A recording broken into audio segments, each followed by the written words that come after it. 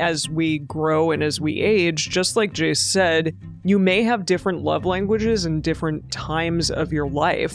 I think that gifts was really important when I was younger, and it's still important to me. It's still something that I really enjoy giving for other people. But I gotta say, like, the older I get and the more shit I have, the less I'm like, I want more shit. I mean, I just moved too, and so I think when you're move, very aware of your amount of shit. Oh my God.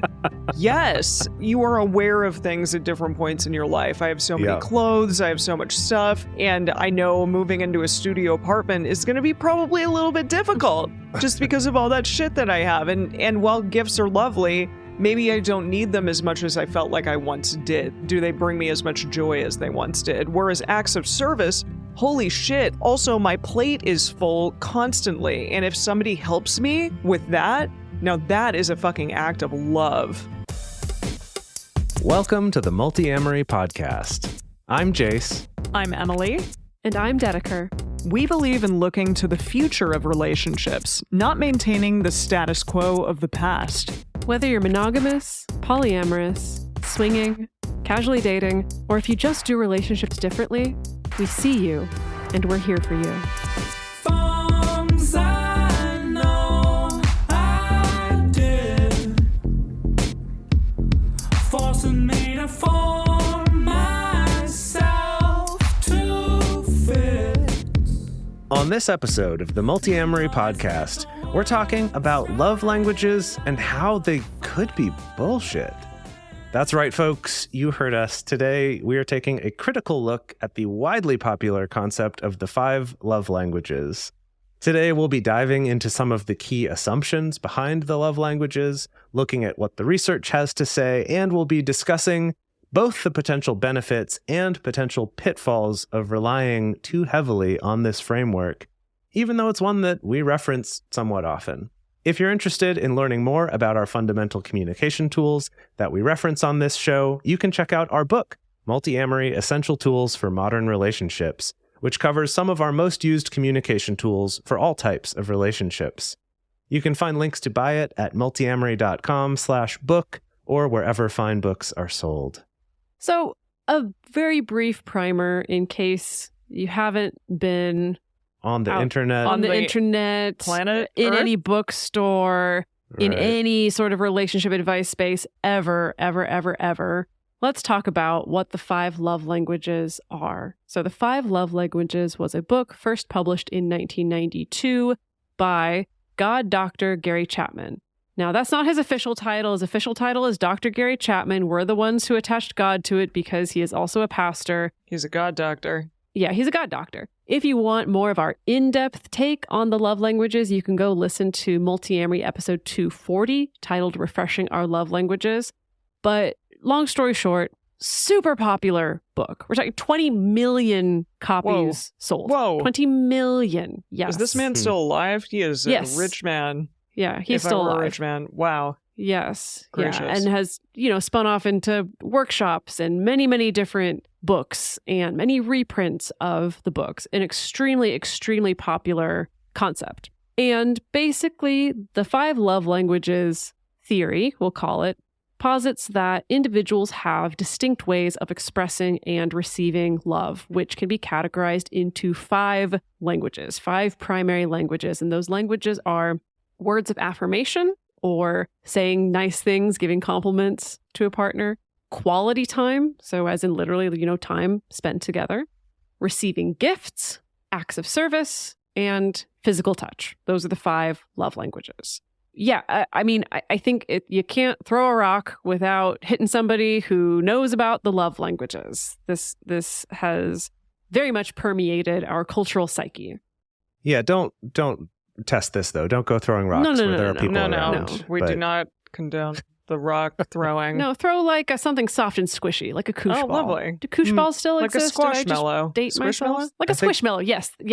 Squishmallows are Gen Z's koosh balls. There you go. Okay, well, I was thinking that actually koosh ball is appropriate since this book came out in 1992. Oh, you're right. Okay, at the koosh height. Perfect. The height of kooshiness. Yeah. Amazing. Oh my goodness. Yeah, so love languages, we've talked about them on the show. I feel like we've always approached them with a little bit of skepticism, but today we're going to dive into that a little more. But to start out, what if we just shared our own love languages? Yeah. My love language is definitely acts of service or gifts. And I just want to say today I was very busy, and my partner, who's fairly new, did an amazing thing for me, which was I was very hungry. I needed to cook, and he chopped all of the vegetables for my thing. And that's a very time-consuming process, like all of the garlic and the veggies and the onion, and it like stung his eyes, and it was such an act of service, and I felt very loved in that moment. So that was lovely. I love that. And that's a contrast to my last relationship where acts of service was very much not a thing that I received, and that was definitely challenging because it is that kind of mismatch where they're giving you something that they think that you should want and love and that will make you feel good, and it just doesn't do a lot for you. And that is kind of an interesting mismatch there. Yeah. How about you two? Oh, well, mine is often a tie. I think in the number one spot would be acts of service for sure. So, anytime my partner, without asking, is like, I'll do the dishes or I'll fold the laundry or, oh yeah, I will go run that errand to the store so that you don't have to, or I'll go pick up medicine for you when you're sick. That sort of thing definitely gets me and makes me feel really loved. Probably followed by a close second of words of affirmation. I recently learned what a praise kink was, and it made the entirety of my life history make a lot of sense. So that's You in there like being too. praised? I like being praised. Yeah, I do. Praise you like I should. Yeah, exactly. Exactly. Yeah. Yep. Fatboy Slim knew what was up. Yeah. So now we just play that Fatboy Slim song on repeat every day. Exactly. At Dedeker. How about you, Jase? Yeah, so mine has changed over the years, which maybe will come up as we discuss the love languages kind of more generally. But I remember when I very first took a love languages quiz was when I was in high school, because my mom had read this book and was talking to me about it. Or maybe it was early college, actually. I forget, but sometime around then, quite a while back. And my mom had read the book and was, thinking about it. And when I took the quiz that time, physical touch was my number one. Makes sense. When I've done it later, it more leaned toward words of affirmation. But I feel like sense. since being with Dedeker, I found that I like focus more on acts of service, both giving and receiving though. So like it also being a way that I like to receive love. And so I think that it's kind of evolved and changed over time and maybe been influenced by the people in my life. Yeah. Okay. Fascinating. Yeah. Yeah. So as a concept and knowing about the love languages, how has that helped your relationships, or how has it shaped your relationship experiences?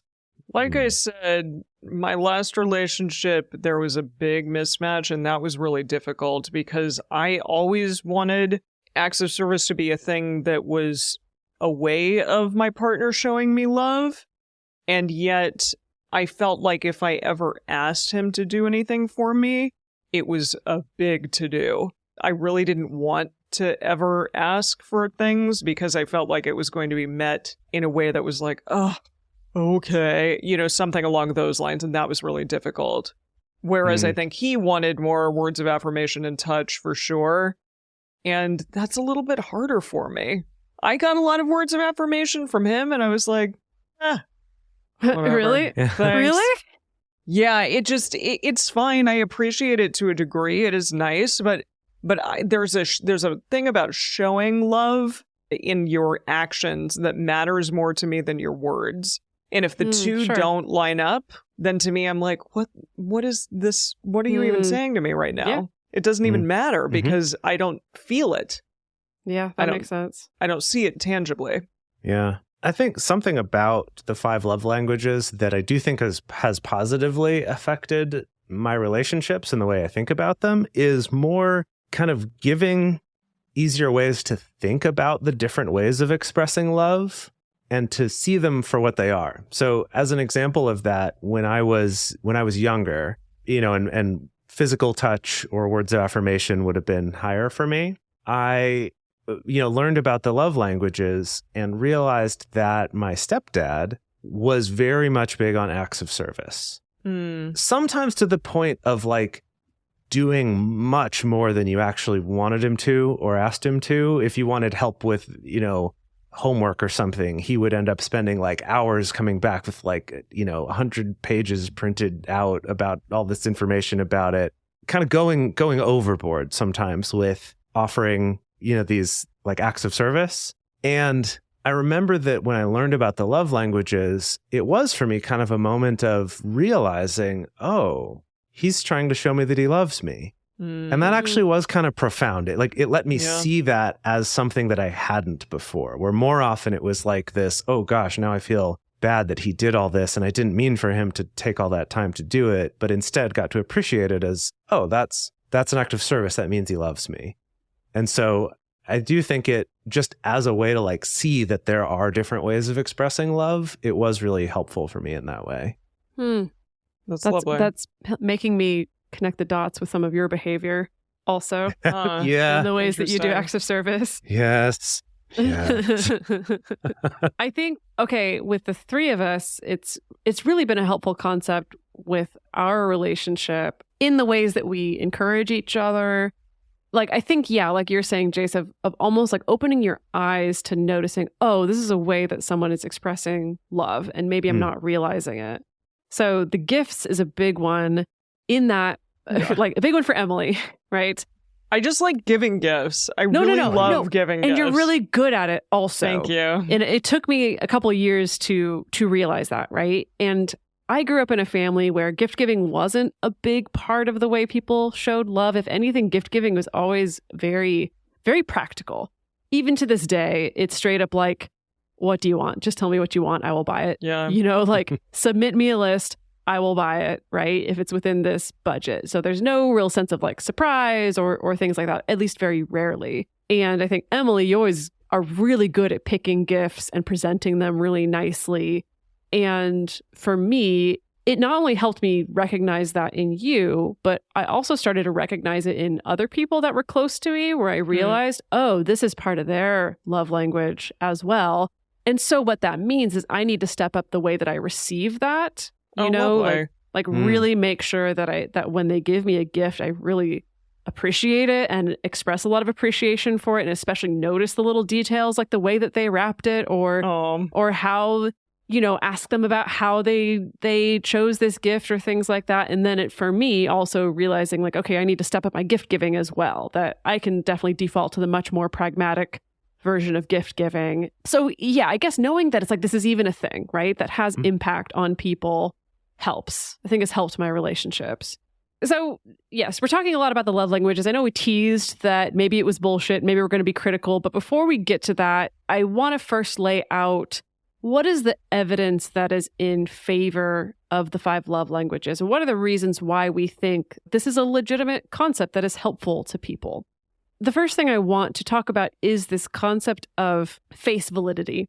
They covered this in a New York Times article somewhat recently that was about the 5 love languages as well. And so this concept of face validity refers to basically the degree to which a test appears to measure what it is supposed to measure according to its outward appearance or face. Now, an easy example of this might be that, let's say I want to run a research study where I'm testing how well people can pass a multiplication test while they're underwater, let's say. So I need to come up with a good test of multiplication. And I present to you a test that has a bunch of, what's 8 times 3, what's 9 times 2, what's 1 times 3, or whatever. And I don't, like, I can ask you, does this look like a good multiplication test, right? And you can say, yes, that looks like there was multiplying on it. Yes. Yes, that looks like a good multiplication test. And I didn't have to go get that empirically proven that this is what a good multiplication test is. Just from its face, that seems like that would probably test how well someone could multiply while they're underwater, right? I mean, you got to add the water, right? Sure. A lot of our multiamory tools, right? Things like radar or Triforce, there are pieces of them that are based in research, but we haven't gone to get them peer reviewed yet. Yet. Maybe someday. I think the reason why radar has been so popular is people can look at it on the surface and say, yes, this seems like this, from its outward appearance, this is probably a good way to run a check-in with a partner where you're covering a number of topics, right? So basically, what it looks like and says on the tin, that's probably what it is under the tin. And so this is one of the reasons why this can be so popular, is that it just makes sense based on our human experience of knowing that certain actions land on us in a more significant way than others from a partner, or maybe having the human experience of, I said this thing that I thought was really loving to my partner, and that's totally not how it landed on them. Or I tried to make it up to my partner after we fought by giving them gifts, and they totally, that wasn't the thing that they wanted, right? That there's something about this concept of there being different love languages that matches just with general human experience, it seems. Mm-hmm. Yeah, I think related to that, and this applies also to the multi-amory tools as well, is not just does it look like it's going to do what it does, but when you try it out, does it seem like it works? Yeah. It's that kind of sense of like, yeah, okay, yeah, I learned about the love languages. I said this different thing. My partner received it well. Cool. Yeah, okay, that seemed to work. Or like I did a radar and we did get to talk about some stuff. So I think there's also a little bit of like, not just that it seems like it makes sense, but then when it's applied, it's like, okay, yeah, there's something here, right? Again, not being like empirically studied and, challenged in the same way that a well-done scientific study would do. But it's like, yeah, there's something here, which is why we're here talking about the 5 love languages at all. Because there's something enough here that we all know about it and talk about it and think about it. Yeah, and like I was saying earlier, there's something here about even just putting this lens on relationship that inspired me to think a little bit harder about the ways that I connect with people, and thinking a little bit harder about, am I connecting with this person in the way that actually makes them feel loved, as opposed to what I think is going to make them feel loved. Putting this lens on it has gotten me to think about, do I need to ask my partner for something? Do I need to step up and be asking for a particular act of service in order to feel loved, or to ask for some particular verbal validation in order to feel loved? That this concept lets you drop in this particular lens that does seem to spur people into some kind of action to help shift their relationship in a more positive direction. Now, there have been people out there who actually did do some studying of the love languages and tried to validate them in some way. Nicole Egbert and Denise Polk did a study called Speaking the Language of Relational Maintenance, a validity test of Chapman's 5 love languages in Communication Research Reports in 2006. And they found that the love languages seem to match up with relationship maintenance behaviors that other researchers have identified. And they theorized that the love languages may be the way that people communicate the intentions behind their behavior to a partner. Yeah, another study from Mostova, Stolarski, and Matthews in 2022 called I Love the Way You Love Me, Responding to Partners' Love Language Preferences Boosts Satisfaction in Romantic Heterosexual Couples. Boy, they kind of said their whole abstract in the title right there. There you go. And that was from the Public Library of Science. And they found that matching on love languages is associated with higher relationship and sexual satisfaction from the studies that they did. Okay, so matching them in that like one. if you match, if you line up, which exactly. Right, which makes sense. Yeah. So it is interesting that there have been a couple studies that have supported it to a certain extent, that there's some validity to this, that it's not like it's the opposite of true, which I think matches up with that face validity that Dedeker was talking about before, of like, yeah, there's something here. Something about this makes sense enough that it holds up when you look at it. So now we're going to get into the other side. We're going to take off our friendly hats and we're going to put on our bullshit detector hats. We're going to take off our friendly Mario and Luigi hats, and we're going to put on like our Waluigi hats. Oh, and Wario hats. Okay. Wah. There you go. Okay. Yes. All right. I love that. We're also going to take a quick break to say that if you enjoy this content and you appreciate it, then please help us keep this going and these episodes coming out for everyone in the world to listen to for free every week. The best way to do that is to become one of our patrons at patreon.com/multiamory.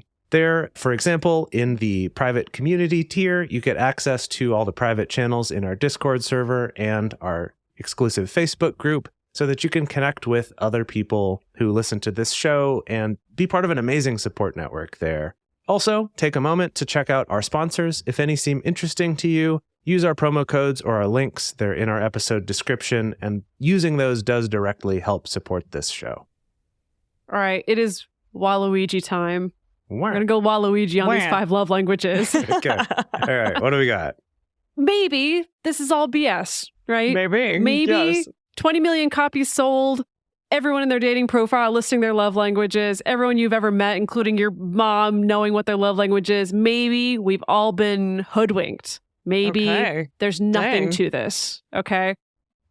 There's a lot of reasons to suggest that this concept may not have any legs to stand on, as it were. And first, we're going to go to the research. In particular, I found this literature review by Impet, Park, and Muis. This was from 2024, quite recent, titled Popular Psychology Through a Scientific Lens, Evaluating Love Languages from a Relationship Science Perspective. This was published in Current Directions in Psychological Science. Now, in this literature review, they were looking at the 3 main assumptions of the love language model. So, assumption number 1 is that everyone has one primary love language. Assumption number 2 is that there are 5 love languages. And assumption number 3 is that speaking the same love language leads to greater relationship quality. So we're going to take those in turn. Looking at assumption number 1, that everybody has one primary love language. Now, many studies have consistently demonstrated that people tend to endorse all 5 love languages as meaningful ways of expressing love and feeling loved. And not only that, they found that when people take tests about what their love language is, in a format other than Gary Chapman's quiz.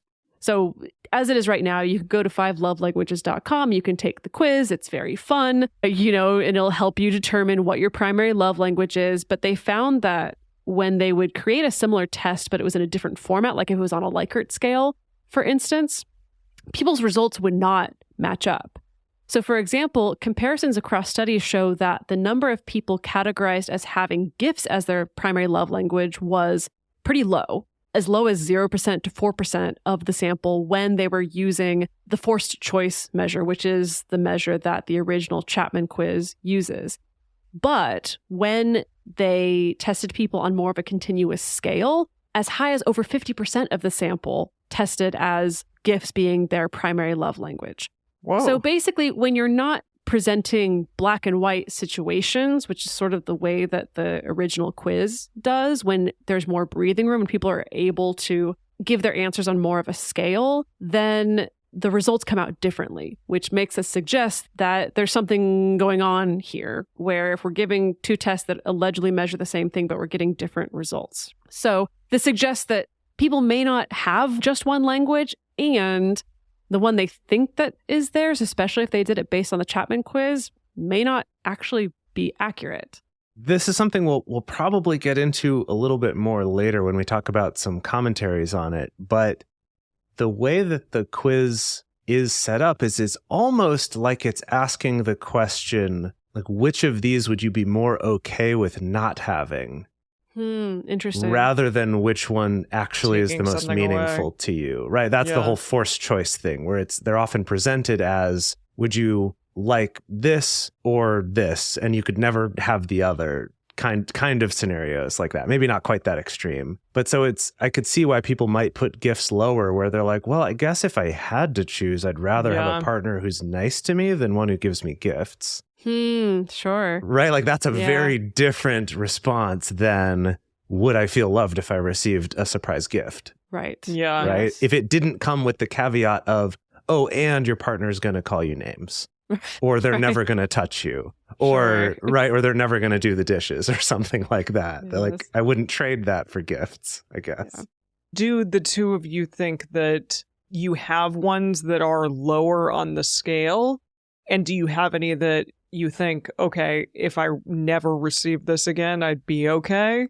It's a real mindfuck, honestly, when I start to think about it in that way. Because, for instance, I don't think that I would rate very high with physical touch as a love language. And yet, there's a couple things at play. One of them being that Jase all the time is like, you're super touchy. What are you talking about? Mm-hmm. I know you said that in like previous relationships and that it's kind of shifted over time, that you've been more touchy-feely. But the second piece being that I get a lot of touch. I get a lot of access to touch right now. Maybe enough access to touch that I don't notice it as a specific standout thing. If I didn't have that, would I want it more? Like, would I be really aware of the fact that I'm not getting enough, and therefore it would rise higher through the ranks as something that would really land on me with a lot of impact? I will say, when I was in Hong Kong and didn't have like a lot of physical touch for a while, or when I'm on contracts away from a significant other, that when the wig people would put a wig on me, just that little tiny bit of touch was so profound just because it had been away from me for so long. So I do think that, the absence of any of these would potentially probably not be great for a relationship, unless maybe you're a couple that just doesn't ever give gifts, for instance. But that is interesting. And I'm shocked at this 50% of the sample puts gifts number one. In this particular one. Study that they were referencing. Yeah. That's fascinating. Right. So let's look at assumption number 2, which is that there are 5 love languages. So it's funny because the New York Times coverage of this, the headline of that article was "The 6th love language doesn't exist." And it was a little bit lambasting, I suppose, the meme of like, oh, my love language is tacos. My love language is head massages. My love, all that stuff. But of course, there's a lot of different research about relationship maintenance strategies that identifies a lot of different behaviors that people engage in outside of just these love languages, right? So the research shows that of the relationship maintenance behaviors that are identified, there's some overlap with the love languages theory, but there's also a lot that aren't included in the love languages model. An example here is integrating a partner into one's broader social network. That could be a means of the way you show love to somebody or show a certain level of commitment to somebody. That's certainly one that a lot of people express not feeling loved because their partner won't incorporate them into their social network or, be seen with them or things like that, especially in non-monogamy or queer relationships where maybe someone feels like they need to hide that. A lot of people feel very not loved by it. So it makes sense that would also be a way to show love. Yeah, that's true. And your partner could be giving you every single of these 5 love languages, but you're still like, dude, I don't want to be hidden anymore. That's painful. And some researchers have pointed out that the fact that some of these behaviors aren't included could be because the fact that Dr. Gary Chapman was mostly working with married couples who are religious, who are heterosexual, who maybe share traditional values, right? And so you have a very homogenous sample, you're going to get a particular set of results that might leave out other strategies that other people engage in. And because the study were, again, people who are heterosexual, married, and religious, that it also means that certain values like supporting a partner's autonomy or their own separate personal goals outside of the relationship, things that have been associated with relationship satisfaction in other studies, were not even considered or not even brought up at all because that tends to not be as much of a value or at least not something talked about within that population, within that group, right? Yeah, versus other couples who might have different values, maybe, same-sex couples or non-monogamous people, or even just people who are less bought into this one story of how marriage should work. Right. So this last assumption that speaking the same love language leads to greater relationship quality. So that was the findings of the study that we talked about earlier, the 2022 study, that people who match on their love languages, that's associated with higher relationship satisfaction and higher sexual satisfaction. Now, the authors who wrote this literature review, they argue that the studies that find this, it could just be like they're not doing enough to distinguish. Is it about the matching love language, or is it about people being in a relationship where love is being expressed regularly in any shape or form? Whoa. And it's less about the fact that they're matched and more the fact that like they're connecting and loving each other proactively at all. That's really interesting.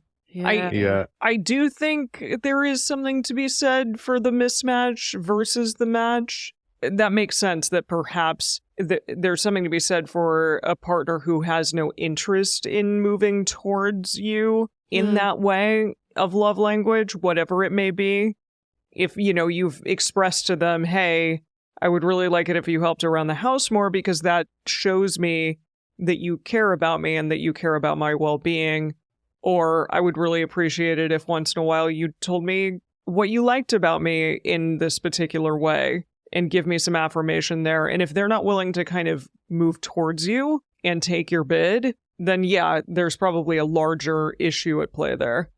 Yes, I think this is something worth getting into a little deeper here. And a lot of this is related to the fact that the whole theory came about just based on this one Christian pastor who is not a psychologist, even though he has doctor in front of his name. His experience working with clients, which in this case, clients means like your parishioners in your church where you work as a pastor. I really want to clarify this. And that's part of why we call him God Doctor Gary Chapman, is to emphasize that he's not a doctor in anything that would study this. He's God's doctor, Jase. He's a doctor of theology. He's qualified to prescribe God medicines and love languages. No, I mean, it is worth mentioning, right? Because when you put doctor in front of someone's name, we tend to take that person more seriously. But like, for example, my dad and my stepmom are both doctors. They are in very different fields, and I might trust one. I know which one I'm going to call for a prescription. For sure. It's one and not the other. Right, exactly. Those are not equivalent things, right? Just being a doctor. So a doctor of theology in this case. I personally think it is a little bit unethical and misleading for him to put the word doctor on his authorship of this book in particular. Okay, but Jase, if you had your doctorate... It'd be on everything. Exactly. Yeah. No, so exactly. It's fine. It's fine. But I get the misleading part because his education is in anthropology and adult education and God. But his actual doctorate is in theology. Now, well, okay, but of course we have to advocate for ourselves because we're just three chuckleheads. For sure. Who did go to college. Oh, 100%. But in very different fields, right? Right. So... maybe everything we say is big at BS. Maybe you should stop listening to the podcast. Just switch it off right now. I'm just saying, if we get our honorary doctorates in theology and then we start putting doctor in front of all our Multiamory tools we make, you should call us out on misleading and misrepresenting ourselves and our qualifications there. Okay. That's a good point. Yes. Okay. We're not fooling anyone that we're doctors of relationships. Okay, does that apply to all people. doctorates? If I got my doctorate in duck farming. Would you still be mad at me if I put the word doctor on the cover of any future book? A little? Unless it were about ducks, yes. Okay. Yeah. Dr. Duck Farmer, Dee, that's me. Yeah. Dedeker, Winston, DDF. I assume Doctor of Duck Farmer is DDF. Yes, DDF. The abbreviation for that. Yeah. I am down, do, duck. I mean... Boy, oh boy. Doo-doo does, duck. Doo-doo does...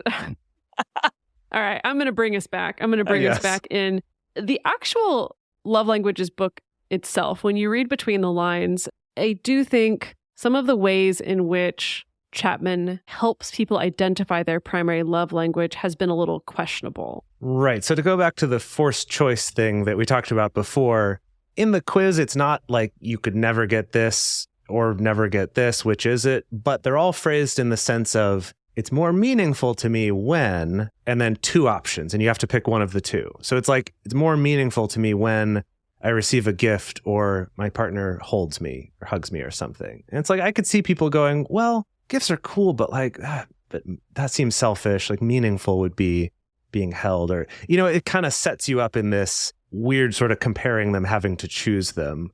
But then in his stories from the book, he does go much more extreme in terms of like, they're a total jerk to you in one way and they're good to you in this other way. Which do you prefer? Before we continue, we're going to take a moment to tell you about some sponsors of this show who help support us in producing this show every week and putting it out there into the world. If you'd rather not hear ads, you can also become one of our patrons at the ad-free episode tier at multiamory.com/join. then you can also be part of our amazing communities. But please take a moment, listen to our advertisers, and if any seem interesting to you, use our promo codes and our links from our episode description, because that does directly help support our show. Yeah, I want to share just a couple stories of examples from the book. So one of them was highlighted by one of my favorite YouTubers, Big Joel. He did a whole video about the video is titled Love Languages, a Philosophical Horror.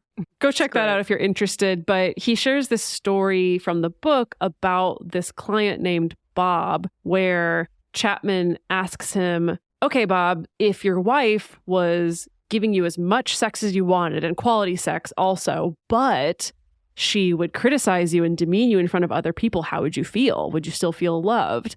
And Bob says, no, I wouldn't feel loved. I think I'd feel really bad. And then Chapman's like, wow, I think we unlocked that your love language is words of affirmation. And Big Joel makes the point of like, this is untenable. This is absurd. This is bizarre. Like, he's just being a normal human being where it doesn't matter how good the sex is. They don't want to be demeaned in front of other people in a non-kinky way, right? They don't want someone who's mean to them. And I found also that, and this is hard to not do, to bring in your own personal experience and extrapolate that as a generalization. And it's hard when you're in this field, because of course, like, we share our personal experiences on the show all the time, and sort of the connecting the dots moments that we've made with past relationships and stuff like that. I don't think it's a bad thing, but there's one particular story that he shares that I did raise my eyebrow at. So I'm going to read just this little excerpt. This is an excerpt actually from the New York Times article where Gary Chapman is sharing, I guess, his light bulb moment that happened in his own relationship. So it says, he and Miss Chapman would get into heated arguments over small things. Miss Chapman, for example, never closed drawers and cabinet doors, which bugged him. And Miss Chapman expected him to do his fair share of chores around the house, which Dr. Chapman did not do. Quote, we knew nothing about resolving conflict, he added. Quote, I would tell her how nice she looked, how much I appreciated everything she did, and I would tell her over and over, I love you, I love you, I love you, he said. Quote, but one night she said to me, you keep saying I love you, but if you love me, why don't you help me? Now, Chapman took that as, oh, we speak different love languages. My love language is words and hers is acts of service. And I read that story and I said, you were a dude in the 60s not pulling your fucking weight around the house. Like, True. Of course that's what she wanted. Of course she was tearing her hair out because you weren't picking up your fair share. I don't think that's a love languages issue. Right. I don't think not helping around the house is equivalent to leaving closet doors and cabinet doors open sometimes. That's funny. He doesn't extrapolate that to a love language, that his love language is having drawers closed, which might be one of mine. Why did he even add that in there, honestly? Maybe to make him look less bad. A weird detail. Yeah, maybe that's it. Yeah. I had a complaint too. Don't worry. Also, I didn't like this thing about her, but she said that I didn't help around the house. And I mean, I'm glad that he made that connection. And it seems like him having this insight helped their relationship and has helped a lot of people in their relationship. But it is these examples where I'm kind of like, ooh, like the basis that you're using to extrapolate is maybe, I don't know, maybe you need to check your work one more time. But I think where I get concerned about it, and this is again where it's like, I think there's some useful stuff with the love languages if they help open up, oh yeah, wow, that is a different way of understanding love, and that this gesture I maybe didn't appreciate is loving. But this story makes me worry because I want to know what happened next. Is it, I realized we're speaking different love languages and I need to pull my weight around the house and do more chores? Or was it, I realize we speak different love languages. Honey, you should just know when I say I love you, that's me telling you I love you in my way. And when you do all the work around the house, that's you telling me you love me in your way. See? Or was it, oh, we speak different love languages. You know what, honey? I think I need to go lock myself in my office and write a best-selling book. That's what I thought. You keep running the house and taking care of the children and doing everything. Light bulb moment. Look at how freaking smart I am. Oh my goodness. Yeah, so I could see some situations where, depending then what you do with that information might not be the best, might not be the healthiest and most helpful for that relationship. And that could even be something you do to yourself, right? It could be that, oh, I read this book and now I understand I just need to appreciate my partner for the physical touch that she gives me, because that's her love language, and not worry so much that she never says anything nice to me or about me. Right. Eek. Yeah, for sure. Also, one of our favorites, Dr. Julie Gottman, said that this theory of love languages assumes that people don't have the capacity to learn different ways to express love. That's interesting. I think what she's saying essentially is that there is maybe a rigidity in the idea of the love language, that you have one, this person has another, and neither the two shall meet, or you're probably still going to just exist within those spheres, and you have to kind of learn how to deal with those differences and maybe learn how to move in one direction for your partner or the other. But that maybe you're never going to like fully get there, that you're just learning how to deal with the difference. Yeah, that makes sense. Although, watch out, Julie Gottman. Maybe we're coming for you next. Who knows? Oh, I think the Gottmans would be harder to tear down because they do actual research. They actually do research, yeah. Yeah, that's true. Not that you're perfect. There's plenty I could criticize. And they're Yes. actual doctors, but yes. Right. Actual doctors in the field that they're publishing books about. Exactly. Yeah. Although, I don't know, listeners, if you want us to do a takedown of the Gottmans, let us know, I guess. The irony is that we talk about the Gottmans in a positive light so often in our book also. And the one time they would actually pay attention to us is when we would do the takedown episode, and then we'd be enemies forever. So maybe that's not a good idea. Yes, we are occasionally critical of them on our episodes. And when we talk about them, we're a little critical, but I think for the most part, they're sound enough and offer so much useful stuff and helpful stuff. I wouldn't feel comfortable doing like a full-on takedown. No. Honestly, I don't even think we're doing a takedown of God Dr. Gary Chapman right now. Yeah. There's some useful information here. Right. Absolutely. It's helped us in our lives. So I'm not saying like this is a horrible thing that's ruining people's lives or anything like that, or it's totally false and there's nothing here. But let's be a little critical. Yeah, let's be critical of everything that they have to say, in addition to realizing that as we grow and as we age, just like Jase said, you may have different love languages in different times of your life. I think that gifts was really important when I was younger, and it's still important to me. It's still something that I really enjoy giving for other people. But I gotta say, like, the older I get and the more shit I have, the less I'm like, I want more shit. You know what I mean? Wait, hold on. By shit, you mean stuff, material possessions? Stuff. Yeah, stuff. Yes, wow. Dedeker. Yeah. Wow. Yeah, I mean, I just moved too. And so I think when you're move... very aware of your amount of shit. Oh my God. Yes. And, you are aware of things at different points in your life. I have so many clothes. I have so much stuff. And I know moving into a studio apartment is going to be probably a little bit difficult just because of all that shit that I have. And while gifts are lovely, maybe I don't need them as much as I felt like I once did. Do they bring me as much joy as they once did? Whereas acts of service, holy shit, like, also my plate is full constantly. And if somebody helps me with that, now that is a fucking act of love. Yeah. Okay, this is really good information for future. Listen, Okay. you have given me great gifts, both of you. I really appreciate it. And I love giving you all things too.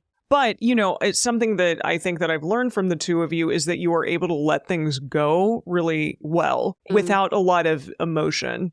And I think that that is extremely beneficial and a good thing to do. Like, not with a lot of sentimentality. And that's interesting. Yeah, that's sexy. And you mean things like stuff, like items, like stuff. Not things like emotional things. No, we hang on no. to emotional shit. Yeah, sure. Trust me, all of us clenched. do.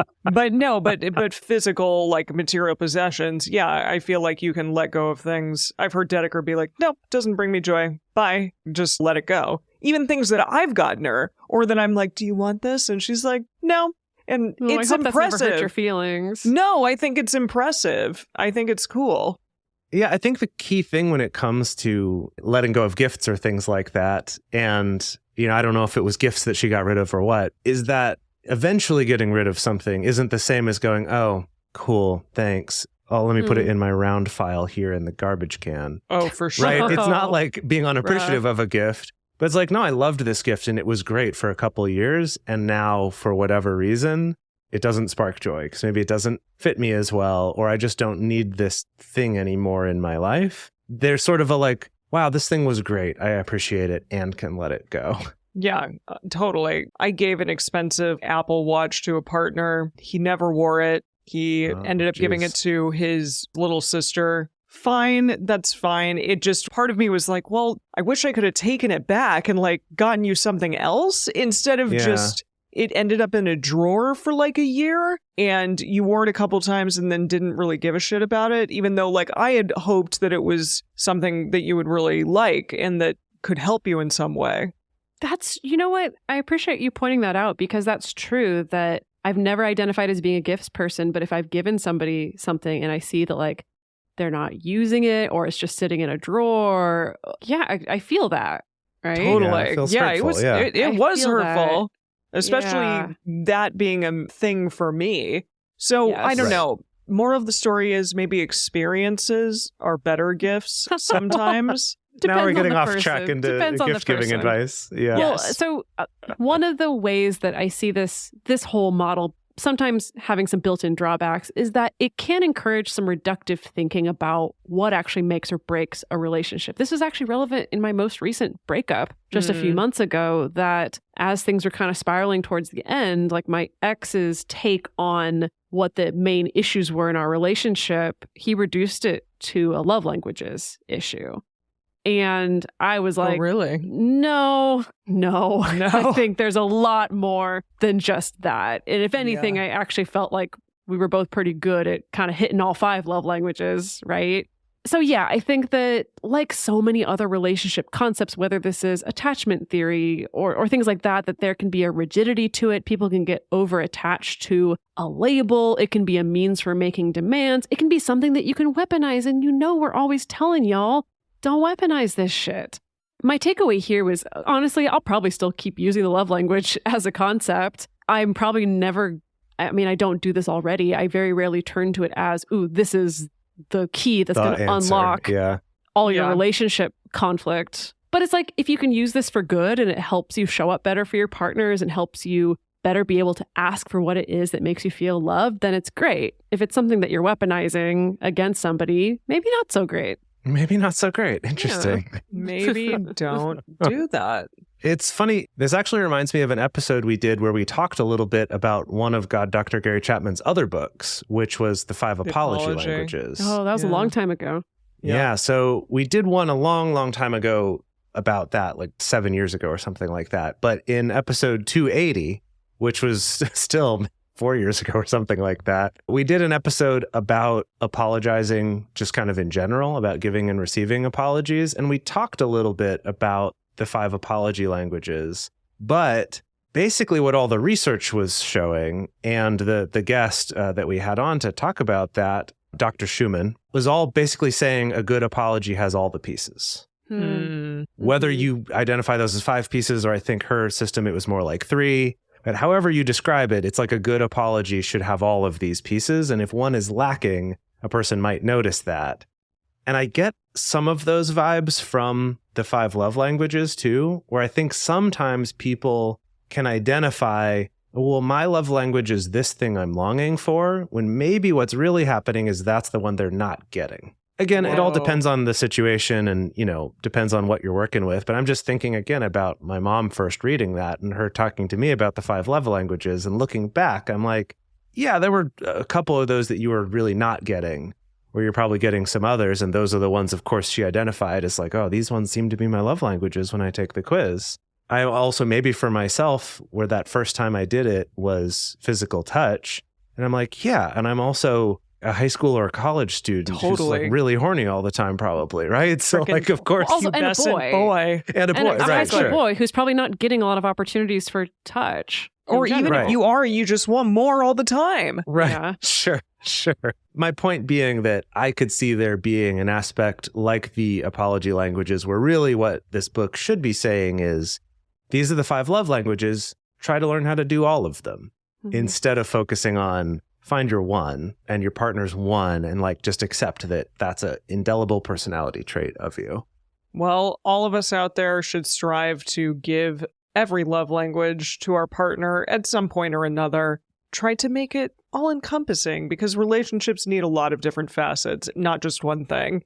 They are complex, as you and me and all of us are. And now, our question of the week, which will be on our Instagram stories, is, do you think love languages are an important tool or just bullshit? I'm really interested to hear what all of you out there think, because I'm sure some people really cling to the love languages and are very adamant that, yes, they matter so much and they've taught me a lot, and I think that's great, and it's wonderful if they do teach you things. And I just want to say, like my story at the beginning, they were very profound for me in improving my relationship with my stepdad when I was younger. So yeah, I don't want anyone to come away thinking that we're just completely shitting on the love languages. It's like, yeah, they may have brought you a lot of help as well. All of you out there, the best place to share your thoughts with other listeners is the episode discussion channel in our Discord server, or you can post in our private Facebook group.